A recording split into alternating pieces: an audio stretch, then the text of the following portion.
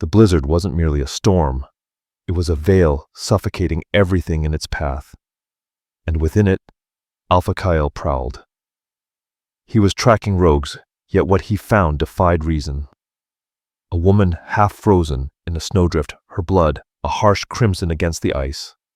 She was teetering on the edge of death, a stranger in the heart of his domain. As he knelt, Var, the ancient silent beast of his lineage, stirred in a way it never had. It thrust its head back within his mind and howled not a growl of ownership, but a cry of recognition. It howled her name. The wind struck like a battering ram, a hail of ice and fury against the northern borders of the glacial peak pack.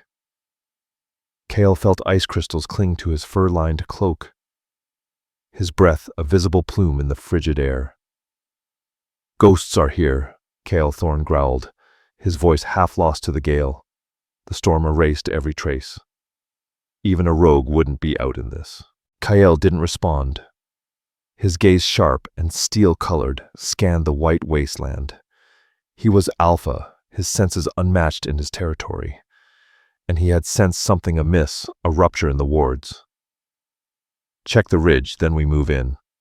He led the way, boots sinking deep into snowdrifts that would have swallowed any lesser man. Var paced inside him, restless, an ordinary reaction to border patrol, but this felt different. An agitated energy scraped at Kale's composure, clawing with a yearning ache he had carried for 10 years. At 30, he was a king without a queen. His wolf had rejected every female offered waiting for a mate that might not exist. "The wards are just ahead. They hold," he muttered. Thorn shielded his eyes. Kyle halted. The wind shifted ever so slightly. Beneath the overpowering scent of pine and frozen earth, he caught something else. Blood. And jasmine. He turned, sniffing the air. Impossible. Jasmine warm, delicate, a summer bloom here in this Arctic graveyard. Hallucination? No. Real. Var pressed, shoving against his perception. "This way." Kyle broke from the path, ignoring Thorn's startled shout. He plunged down a steep slope, sliding through powder toward jagged black rocks. The scent intensified, a nauseating blend of iron and blooms. Then he saw it. At first, a splash of dark against white. A wisp of hair like spilled ink. A hand pale and blue fingers curling as if trying to grasp life that had already fled. Kyle reached the rocks in 3 long strides, falling to his knees. The woman was half buried in snow. Rag-thin silks offered no protection. Her skin was a ghostly waxen blue. A deep gash on her temple had bled slowly, crimson frozen into a grotesque mask. She was dead. She had to be. Kale extended a gloved hand, instinctively checking for a pulse, any flicker of life. He was a king, but also a man who honored all life. The moment his glove brushed her frozen cheek, something erupted. It wasn't thought. It wasn't feeling. It was a physical, spiritual detonation. The primal force within Kyle, the beast of the Alpha lineage, roared. Naira. The name thundered through his mind with the force of an avalanche. Pure agony, recognition loss, and discovery collided. Kyle's blood ran ice-cold, colder than the storm. He stared at the still face before him. He had never seen her in his life. He knew every pack, every bloodline, every face of note. She was a stranger. Thorn. Kale's roar was barely human. "Get the healers, now. Signal fire." Thorn moved to his side, eyes wide with horror, narrowing at the confusion in their Alpha. She's gone. We can't. She is not gone," Kale bellowed, ripping off his heavy cloak. He scooped the frozen woman into his arms, holding her fragile, weightless form against him. He was stunned by her lightness, the terrifying lack of resistance. He wrapped her in the thick fur, shielding her from the merciless wind, his own body radiating heat like fire. "Light the fire. Prepare the Alpha's healing chambers. Tell Eldra to be ready." Thorn recognized the unhinged command of a true Alpha, and did not argue. His hands fumbled with the flint and signal canister, face tight with grim resolve. Kale stared down at the fragile face in his arms. Her eyelids were translucent. Her lips were a deep, terrifying purple. She wasn't breathing. He didn't care. Var knew her. His wolf who had rejected thousands had howled her name. Naira. Mine. Fix her. Now. I am Kael, he whispered into the storm, his voice cracking. He pressed his face into her frozen hair, inhaling the impossible ghostly scent of jasmine. Hold on, Naira. Whoever you are, hold on. He began the impossible run back to the citadel, carrying a woman, technically dead, driven by a primal certainty far more terrifying than the blizzard itself. The citadel's healing chambers were carved deep into the mountain's heart, warmed by steaming geothermal springs. It was a place of quiet, potent magic overseen by Eldra, the pack's eldest healer. Her face was a map of wrinkles, her eyes sharp, missing nothing. She's in shock, Alpha. Eldra's voice was calm as she worked. Her core temperature was lethally low. Multiple fractures, the head wound, not from a fall. Naira lay on a bed of warm furs. Her skin had returned from ghostly blue to pale white. Eldra and her acolytes, Nevo and Lyric, had been at it for hours, forcing warm, herb-infused broth between her lips, setting bones, stitching the cut on her temple. Kyle had not left. He stood like granite in the corner, cloak, damp refusing. Food refusing to sit. She was attacked, he stated. It was intentional. Left for dead. Eldra said, dipping a cloth into a steaming bowl. The cold. It saved her in a way, slowed the bleeding, slowed her heart. But this, she gestured to Naira's mind. The trauma ran deep. If she wakes, she may not be the same. She will wake. Var growled in his mind, a fierce possessiveness fire blazing in Kael's chest. She is ours. Leave me, Kael commanded. Eldra met his gaze unflinching. My Alpha. She needs me. Kael's voice dropped, edged with the command of the true Alpha. I will know the second she stirs. I will call you. Leave us. Eldra bowed. She knew better than to argue with an Alpha, whose wolf had awakened. Quietly, she and her team filed out, leaving Kael alone with the broken stranger. Kael moved to the bedside. He pulled a stool close, finally resting his large calloused hand over hers. She was so small, her hand lost among the furs. He settled his hand near her head, thumb brushing a damp lock of hair from her cheek. His touch was electric.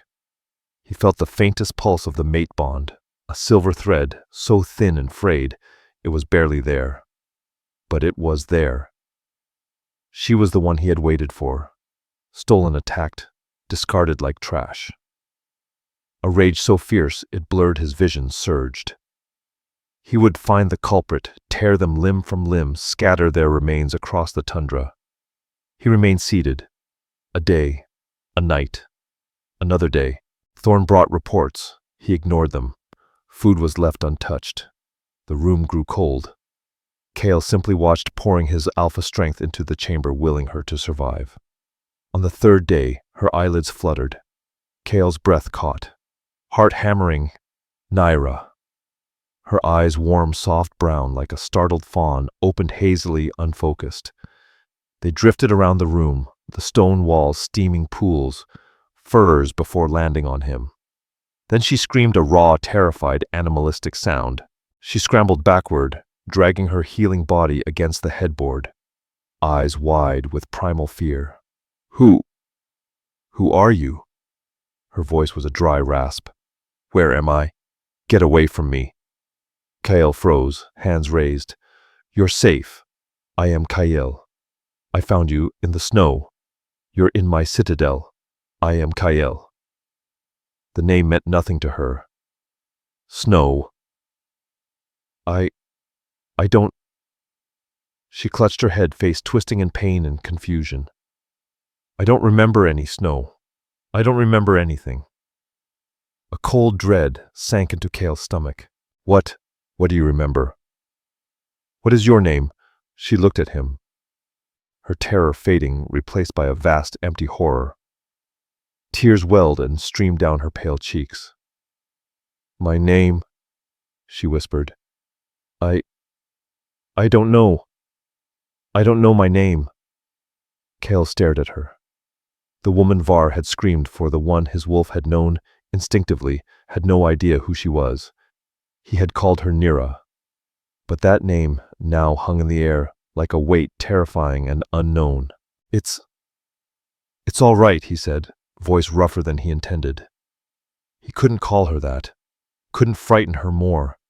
We will figure it out. Rest. You are safe here. I swear on my life no one will harm you here." He called for Eldra, mind reeling. He had found his mate only to discover she was a ghost. A nameless, terrified woman, her past violently erased. And for the first time in his life, Var was silent, offering no answers, only a deep, protective, utterly baffled growl. Weeks passed. The nameless guest, as the court had begun to call her, slowly healed. Eldra's skills mended her bones, but her mind remained fractured. In a moment of surprising gentleness, Kale began calling her Nira, a softer, simpler version of the name Var had insisted upon. She accepted it like a drowning person, clutching a piece of driftwood. It was a name, if not her true name. Nira was quiet, observant, moving like a deer ready to bolt at any shadow. Kael had given her chambers near his own, guarded day and night.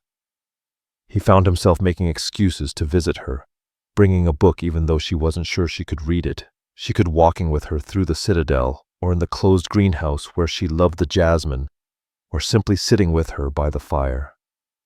The pull was undeniable. It was a quiet agony. He ached to claim her, to mark her, to roar to the world that his queen had been found, but he couldn't. She was fragile, human, without a wolf, without memory, with a deep instinctive fear of him. Every time his alpha nature pushed him toward possessiveness, she flinched. "Kael, you are neglecting the trade summits," Thorn argued, face tight with stress as they stood in the king's study. "The Black Moon Pack is questioning your stability. You haven't left the citadel in a month. All for her. A rogue you found." "She is not a rogue," Kael growled, eyes flashing. "Then what is she? She has no wolf, no scent, no name." The elders whispered. "They say you are bewitched." "Let them whisper," Kael said, turning to stare at the snow-covered valley. "Mind the borders, Thorn. I will mind the throne." The whispers grew louder with the arrival of Kael's cousin Dren. Dren was everything Kael was not. Where Kael was granite and steel, Dren was polished marble and shadow, charismatic, silver-tongued, beloved by the court's elite. He was also the only other living wolf with a claim to the Alpha King's throne. Cousin Dren boomed, clasping Kael in an embrace both hearty and cold. "You look tired, ruling a kingdom and nursing a stray. It's too much even for you. Dren, your visit is unexpected," Kael said, extracting himself. "I came as soon as I heard. A mysterious woman, a reclusive king. I had to see this Nira for myself." Dren's smile was all teeth. That evening at the communal dinner, Kael insisted Nira join and attempt to normalize her presence. She sat beside Kael, small and silent in a borrowed gown. Dren, the picture of charm, leaned toward her voice, a seductive purr. "Nira, a beautiful name for a beautiful mystery. It is an honor." Nira offered a small, hesitant smile. "My lord, you are too kind." "Nonsense," Dren replied smoothly. "My cousin, however, is not," Dren said, shooting a playful glance at Kael, "keeping you locked away up here. I must confess, I heard a rumor your name might be Nira. A lovely, old-world name.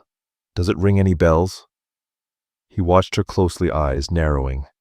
Nira's smile faltered. She looked down, a flicker of confusion passing over her face. No, I'm sorry. I don't think so." Dren leaned back. A flicker of something passing through his eyes, relief. A hint of pity. Well, Nira it is. Later that night, Kyle found Nira in the greenhouse. She stood by the jasmine hand outstretched, almost touching a bloom.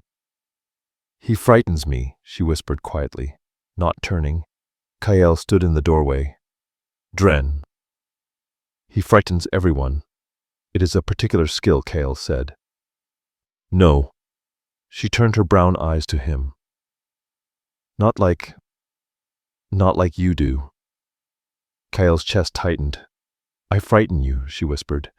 You're like a mountain. So large. So... Sure. You frighten me because I feel... safe. A single tear traced down her cheek. And I don't know if I deserve to be safe. I don't know what I did before. What if I was a terrible person? What if I deserved to be left in the snow? Kyle closed the distance in 2 strides. He stopped just short of her, hands clenched at his sides, fighting the urge to pull her against his chest. You are not a terrible person, he rumbled. No one deserves that. What happened to you was not punishment, it was a crime, one I will see answered for. She looked up at him, searching his eyes. Why do you care so much? I am nothing to you. You are everything. Var's howl answered. You are under my protection. Kyle said instead, voice thick with authority, that makes you important. He saw the shift in her eyes. The fear remained, but something else was dawning, a tentative trust, a spark. The silver thread of the mate bond pulsed faintly between them. For the first time, the trust forming between them was fragile like the first ice of winter. It was also the only thing keeping Kyle sane. His nights paced the chambers torn by his decisions. His days were consumed with finding ways to make Nira feel secure. He took her to the Pax library, a vast ancient hall. She ran her fingers along the spines. When he handed her a book on the kingdom's history, she read aloud, soft but clear. Her literacy survived a fragment of her past intact. But healing brought nightmares. One night, Kale was awakened by a scream, not fear but raw terror. He was at her door instantly, Thorn and the guards right behind him. He waved them off, heart in his throat. Nira was tangled in the sheets, drenched in sweat, eyes wide and staring at the ceiling. Nira. You're safe, Kyle said, rushing to her side, sitting on the edge of the bed. She gasped, clutching his arm with surprising strength. I was running. It was so cold. He was there. In the shadows. Who was there? Kyle's voice was sharp. I can't see his face. Just his voice. She trembled violently. He was laughing. He said... She squeezed her eyes shut, forcing the memory away. He said, the prophecy dies tonight. The king will never have you. The moon's chosen.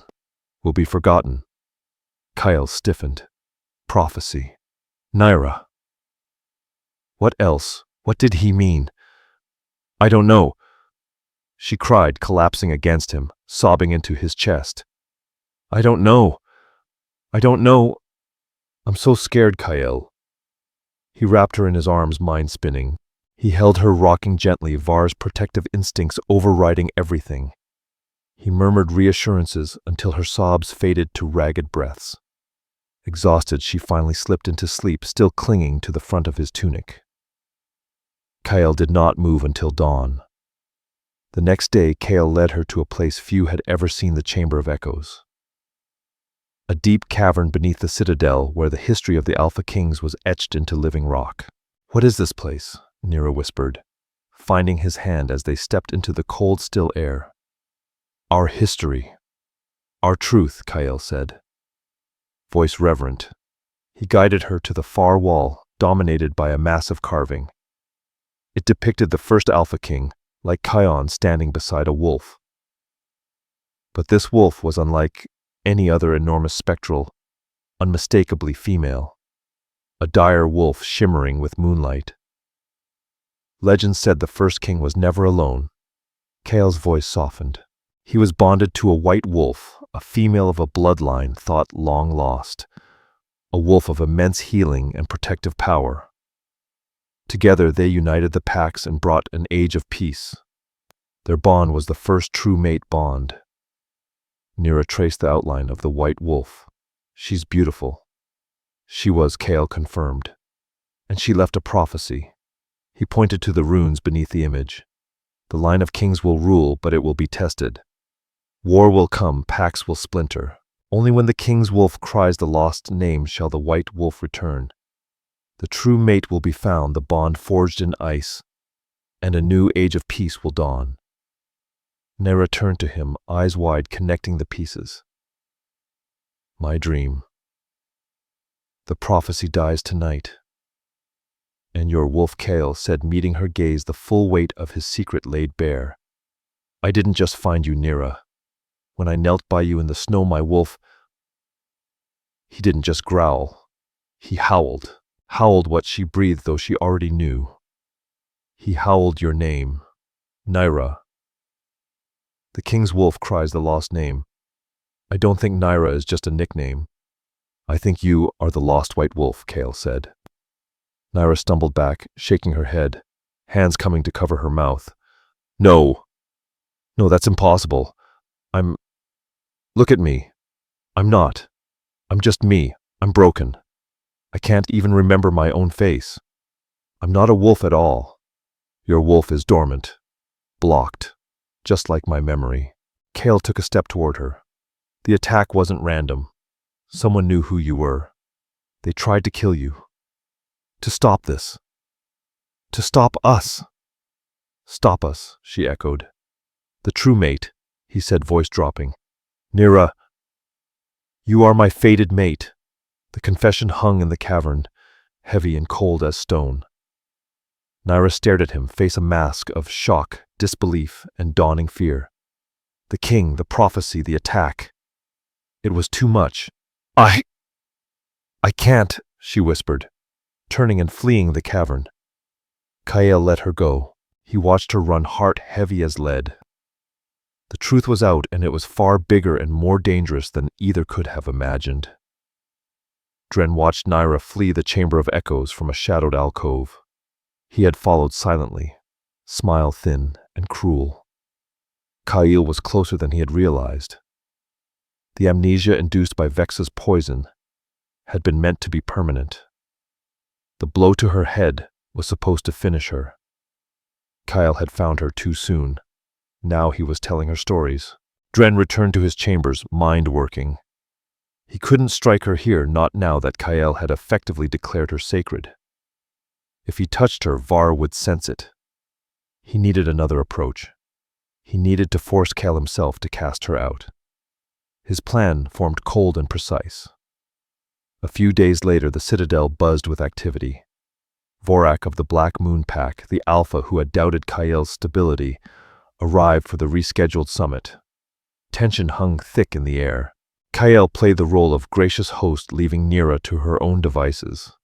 Nira, still reeling from Kael's revelation, had thrown herself into the library, desperate for any evidence to prove he was wrong.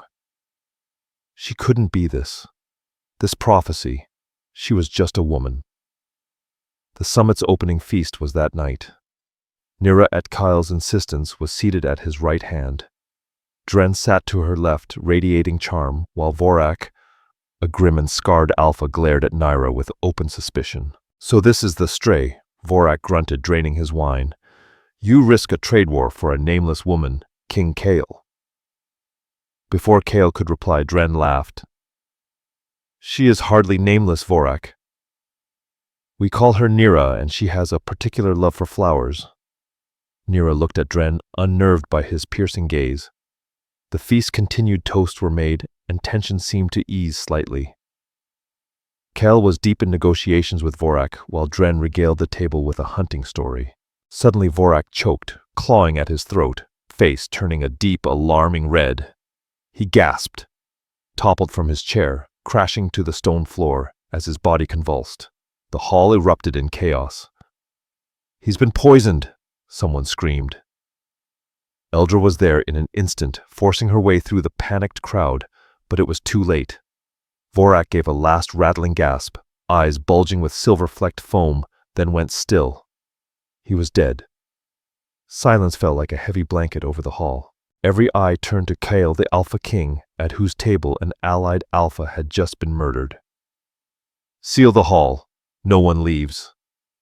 Kyle roared, face a mask of fury. "Eldra." "What is it?" Kyle demanded. Eldra was already examining the goblet Vorak had used, sniffing carefully. Her aged face grew grim. Silver leaf extract. And something else. Something floral.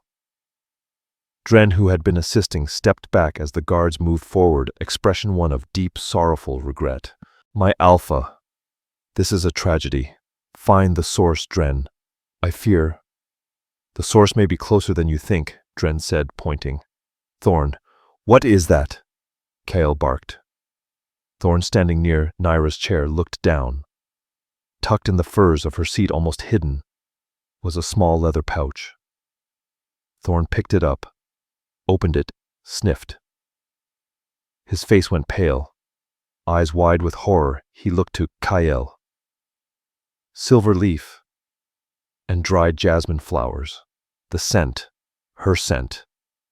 Every eye in the hall swiveled to Nyra. She stood frozen, hands over her mouth, body trembling. "No," she whispered. "No, I never. I didn't." "The rogue assassin," Dren said, voice dripping with false pity. "She was never nameless, was she? She was a plant sent to destabilize our kingdom, shatter our alliances.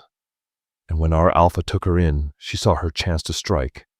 She's lying," Nyra cried, looking at Kale, eyes pleading. "Kyle, I don't even know what that is." "Seize her," Dren commanded the guards. "No," Kale roared. His voice shook the foundations. Var surfaced, eyes blazing gold. Kale moved, placing his massive frame between the guards and Nyra. "Cousin, be reasonable," Dren said, hand on his sword. "The evidence is undeniable. An Alpha is dead. Justice must be served. Or are you, truly bewitched, protecting an assassin?" The hall was a tinderbox. Kyle was trapped. His duty as king demanded justice for a murdered ally. His wolf demanded he protect his mate. Nyra looked at him, face ashen. She saw the war raging in his eyes, the suspicion on Thorn's face, the hatred in the eyes of the Black Moon warriors. "Kale," she whispered, voice breaking. Don't let them." Kale's face was unreadable, carved in agony. He had to know the truth. "Take her to the cells," he said, voice dead. "She will be held for trial at dawn." The guards seized Nyra's arms. She did not struggle. She only stared at Kyle. Her eyes were a bottomless pit of betrayal. As the guards dragged her from the hall, her last broken whisper echoed in Kyle's ears. You promised I was safe." The great hall was cold, the morning sun doing nothing to warm the stone. The mood was colder. Nyra stood in the center of the room, flanked by guards. She looked small, defeated, utterly alone. Kyle sat on the Alpha's throne, his expression carved from ice. Dren stood as prosecutor, face somber. The Black Moon delegation was present, hands on their weapons. "The evidence is clear," Dren began, voice echoing. "A rogue with no past, a sudden, inexplicable obsession from our Alpha. A pouch of poison identical to that found in the victim hidden in her seat. The scent of jasmine, her signature laced in the goblet. She is the assassin." "It's a lie," Nyra said. Voice hoarse but clear.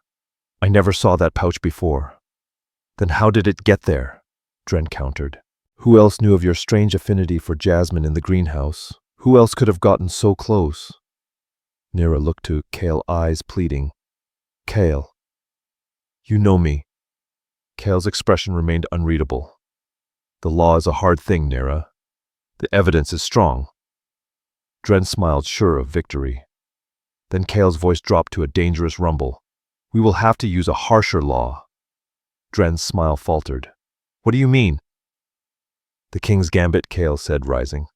The room gasped. It was an ancient, brutal form of truth-telling, unused for centuries, a truth link. Accuser and accused, bound by blood oath, questioned under magic. The moment a lie was spoken, the oath exacted its price. That is barbaric, Dren protested. A simple trial is insufficient. An alpha is dead, Kale barked. Barbarism is what is owed. I will leave no shadow of doubt. Thorn, bring the ritual bowl. Thorn Grim nodded. Kale had planned this. The bowl arrived. Dren was forced to stand opposite Nyra. Lord Dren, Kale said, you are the primary accuser. You will be bound. I am not on trial. You are now, Kyle continued. He sliced his palm with a ceremonial dagger, letting the blood of the Alpha King drip into the bowl, activating the magic. And so am I, as her alpha. I stand in the link for her. If she lies, I pay the price.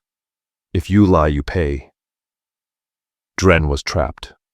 Refusal meant admitting guilt. He snarled, then sliced his own palm and added his blood. The bowl flared with magic.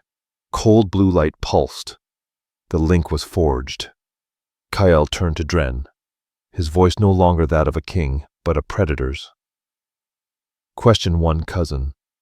Did you see Nyra or anyone place the pouch on her chair? Dren hesitated. The magic pulsed. No, he gritted.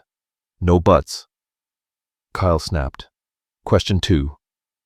Did you see her approach Alpha Vorak's goblet? No. The word choked from him. Then your so-called evidence is nothing but circumstance, Kale said.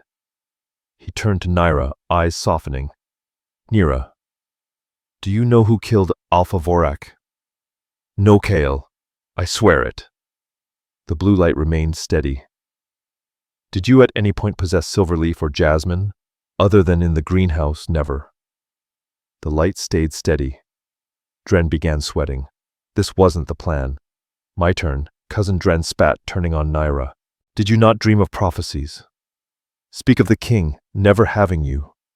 Were you part of a plot to fulfill that by framing me? Your king's rival after murdering an ally? Nyra flinched. I had a dream.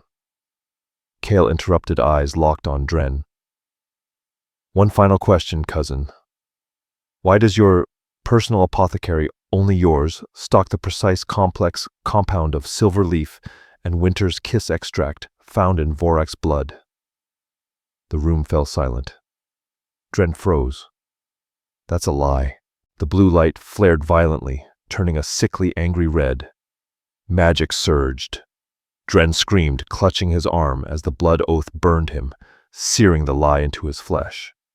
He ripped his sleeve, revealing a smoking, blackened mark of a wolf's head, the symbol of perjury. Guilty. You... Dren's face contorted, charm vanishing, replaced by pure, unadulterated hatred. He was supposed to be a simple-minded brute. You poisoned Vorak, Kale stated, voice a low, deadly growl. You're weak like him, Dren roared, all this time pandering to her, a broken, nameless thing. Her. He lunged not at Kale, but at Nyra. That was all the confirmation Kale needed. But in that same instant, as Dren's claws shot forward, aimed at her throat, something inside Nyra snapped. The stress of the trial, the betrayal, the near death, the magic of the oath, all combined, shattering the mental and magical blocks that had held her mind captive like a hammer smashing ice. Her memories didn't trickle back, they exploded. Her true name, Nyra, running in the snow. Her parents, Rylan and Arya, the last of the white wolf line, murdered. Her guardian, the man who was meant to hide her until she came of age, Malric. The voice from her nightmares. The king will never have you. The prophecy dies tonight. It was him. He hadn't just tried to kill her. He had been her guardian, raised her all while planning to steal her fated power and claim the throne he believed was his. He'd used Vexa to bind her wolf and erase her memory.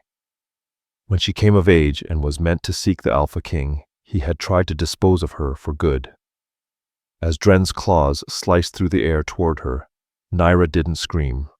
She roared. The word "lie still" hung in the air, a poisoned vapor, as Dren's face twisted from charm to pure unadulterated hatred. His plan, years in the making, lay in ruins. He was exposed, marked finished. A finished man is the most dangerous kind. You were supposed to be dead, Dren's voice hissed. He lunged not at Kale, the fortress of muscle, but at Nyra, the perceived weak link. His claws aimed for the throat that dared speak truth. But in that instant, as they cut through the air, something inside Nyra didn't just snap, it shattered.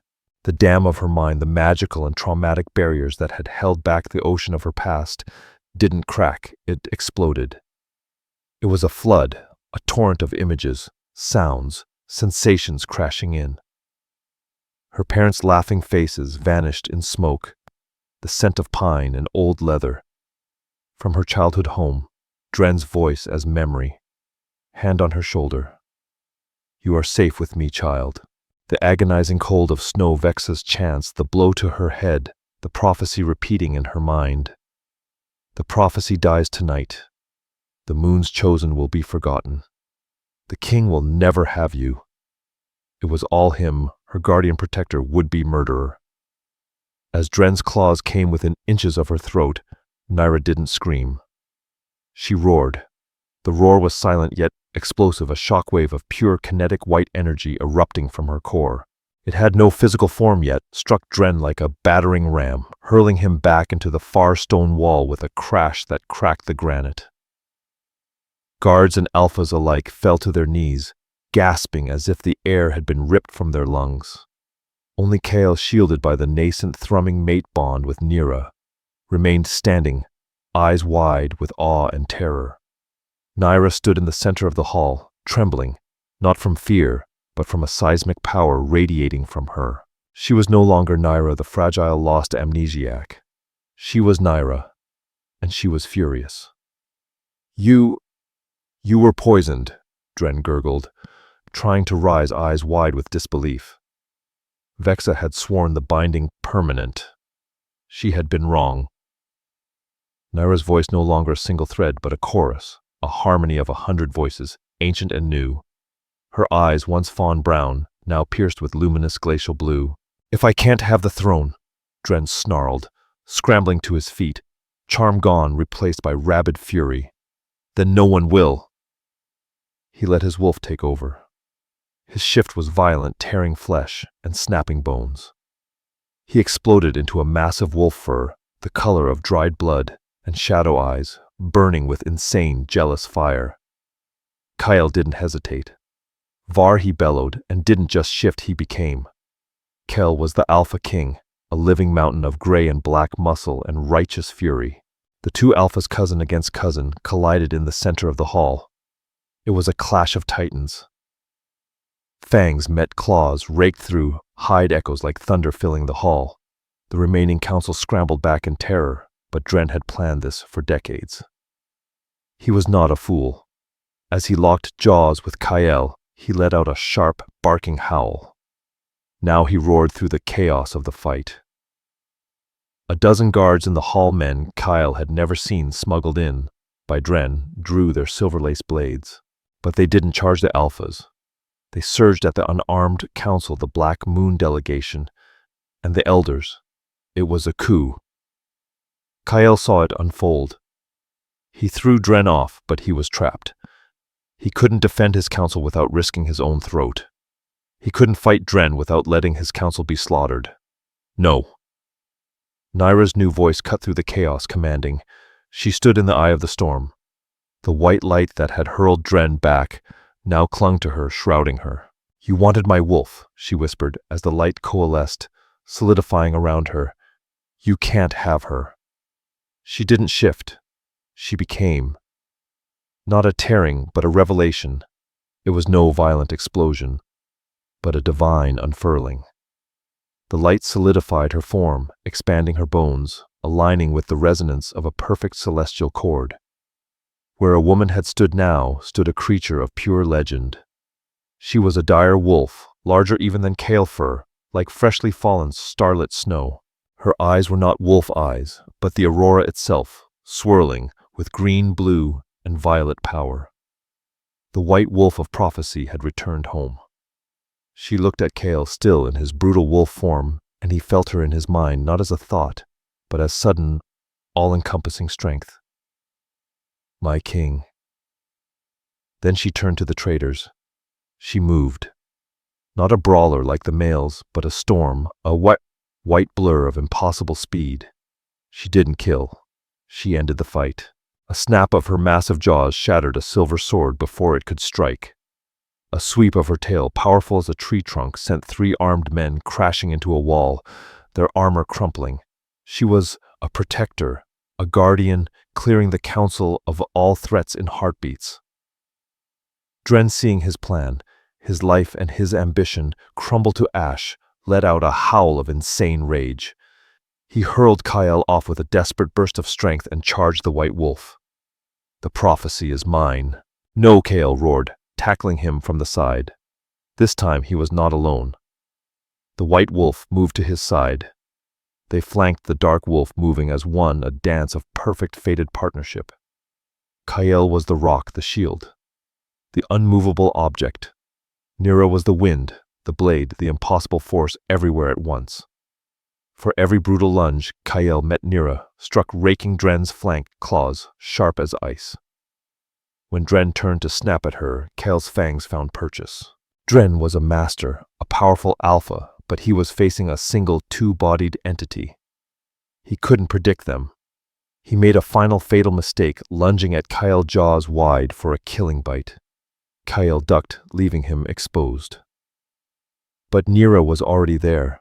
Her massive snow-white body slammed into Dren's side, turning his lunge into a stumble. He scrambled for footing and fell into Kale's path.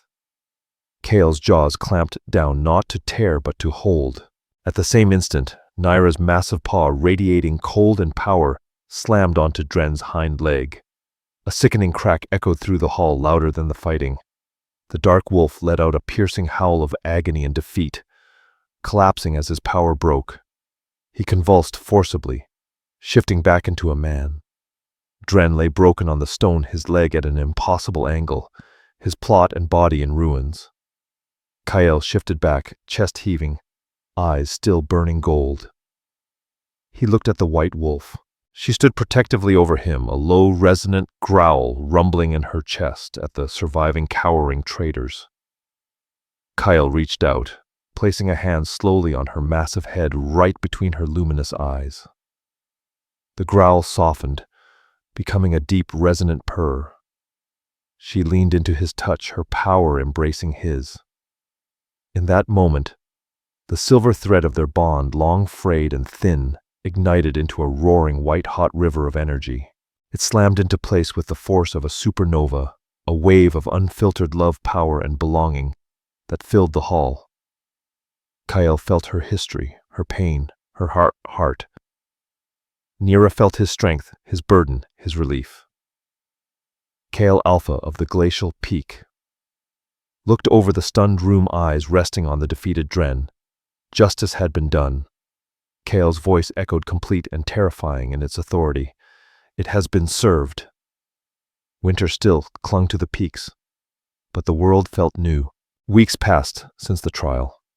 Dren and his traders languished in deep, silver-lined cells, awaiting judgment from the United Packs. The Black Moon Pack, led by Vorax's heir, had sworn a blood oath to Kyle, and his new queen, awed by the prophecy fulfilled. The citadel was no longer a place of whispers, but reverence. Tonight, however, Kyle and Nira were not king and queen. They were simply Kyle and Nira.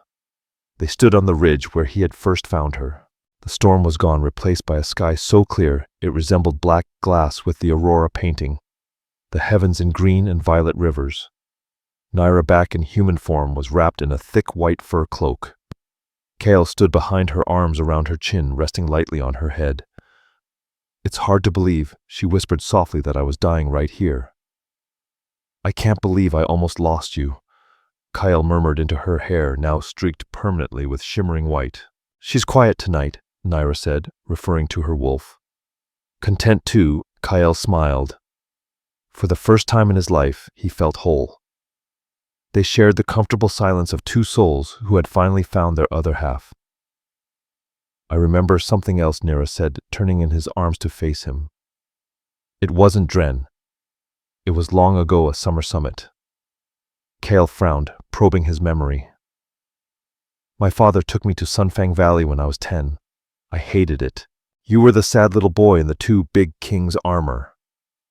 Naira smiled, eyes bright. You were sitting by the river alone. Kale's eyes widened. There was a girl. Hair black as a raven's wing. She wasn't afraid of me. She sat with me. I gave you this, Naira said, pulling a small worn wooden wolf from her pocket, crudely carved but full of love. Kale's heart stopped. From the inner pocket of his tunic, the one he'd worn for 20 years, he pulled out its twin. You gave me one, he whispered, and I'd forgotten your face, but I kept it. Every detail. I kept mine too, she said, tears glimmering, to remember the sad, strong boy who promised to protect his people. Nira, he breathed the name, no longer a mystery, but a prayer. My wolf Var answered. Kyle remembered, not with his mind, but with his soul. He's been waiting for you, not for a prophecy, not for a queen. For you, and I've been running toward you even when I ran away, Naira said, hands cupping his face. He looked at her, his fated mate, the woman he had pulled from ice, who had saved him from his lonely throne. I love you, Naira, he said, voice thick with an emotion he'd never thought he'd feel. I love you, Kyle, she replied. He lowered his head and kissed her, not as a king, but as a man. It was a kiss of homecoming, of promises kept, of destiny finally claimed. Foreheads resting together, his golden wolf-light eyes met her luminous blue. He threw his head back, and this time he howled. Not a scream of lost names, but a triumphant celebration of a found one. High on the ridge, the white wolf at his side joined her voice, their song of love and victory, echoing across the mountains, sealing the prophecy and beginning their age of peace. The Alpha King, who had found his mate half dead in the snow, discovered she was not just his queen, but the key to his kingdom's very soul.